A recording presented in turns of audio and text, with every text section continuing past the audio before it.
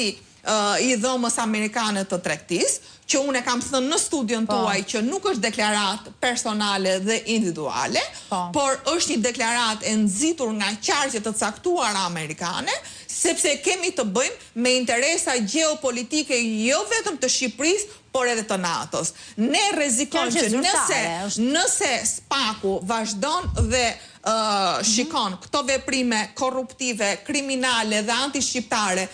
lidhje me portin e Durrësit, ne rrezikojmë që për një periudhë shumë të shkurtër të mbetemi pa port. Pra, këto vendime të SPAK-ut, duke marrë dhe një sekuestro mbi këtë pronë, duke pezulluar gjithë veprimet në Porto Romano dhe duke u rikthyer në portin e Durrësit, duke bërë që porti i Durrësit të ketë investimin përkatës për të kthyer jo për të bërë disa miliarda euro që deri tani llogariten që shkojnë deri 9 miliard euro duke marrë në konsiderat dhe humbjen e pësuar nga mungesa e një porti me parametra që është porti i Durrësit, sepse janë bërë llogaritjet që Porto Romano nuk ka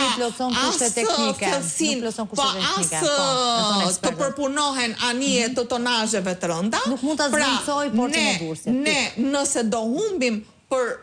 një 10 vjeçar 9 miliard euro, ne mund t'i kursejmë 8 miliard euro dhe ne me 1 miliard euro ne mund të investojmë në portin e Durrësit. Pra ne mund ta prishim këtë marrëveshje pa shkuar në arbitrazh, se ekziston hija ose dritë jetë edhe frika e një arbitrazhi të mundshëm, që ai për shembull mund kapet tek vonesa e dorëzimit të tokës, ka qenë një nga elementet më të Jo, nuk është ka vonesë, nuk ka asnjë lloj vonese. Janë ndryshuar të gjithë kushtet e kontratës. Pra, çfarëdo që të ndodhi, qoftë me kompaninë Fantazm, sepse a e dini ju që edhe në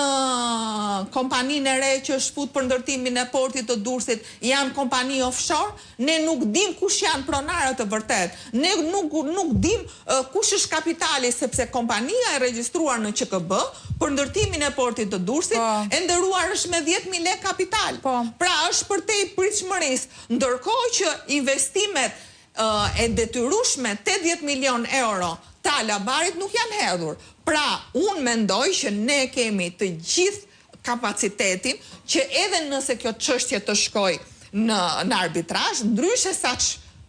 pranova tek aeroporti i Vlorës, çështja e portit të Durrësit është një çështje që është kelur marrëveshja nga vetë kompania qoftë fillestare Sinfoni. Të pak të ndërhyrë në këtë moment, duhet ta parandaloj që sot. Pra,